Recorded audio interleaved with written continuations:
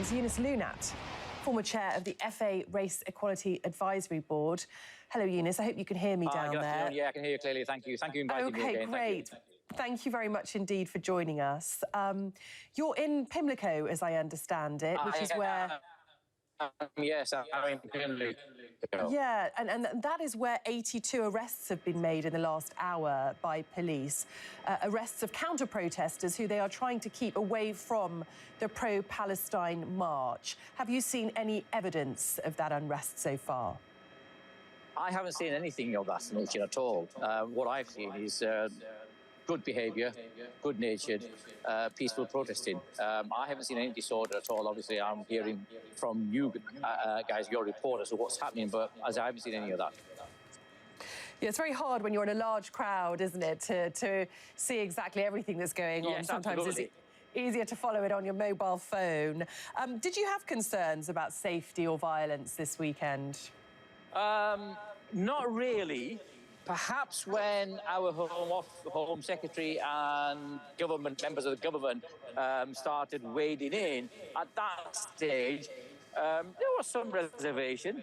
But certainly, as far as the pro-demonstration is concerned, none whatsoever, because consistently, every weekend, these demonstrations have taken place, and the protesters have actually demonstrated British values of peaceful protesting in a democracy, exercising democracy. What we have is the Home Secretary. She's whipped up the frenzy, and it's her crowd, I would say, that are causing and not behaving as what would say is British values. Yeah, certainly the Home Secretary is not here to defend herself. But yes, there has been a lot of scrutiny over her words this week. In terms of the vibe down there today, Eunice, this is the first time you've attended one of these marches. What is the atmosphere like? The atmosphere is calling for peace, which is what Amnesty Day is about, calling for a halt to the indiscriminate killings, the bombardment. I've not seen any disorder whatsoever. It is a perfectly safe environment here, contrary to what our government would have us believe. In fact, I've not seen any evidence of hate at all, other than snippets on the screen from what Sky and the media showing what the far right, how they have behaved. Not very tolerant, not how we should behave in a democratic country, and certainly not in accordance with British values that I adhere to, that everybody here adheres to. Yes, certainly all the arrests so far have been among counter-protesters, as you say, Eunice.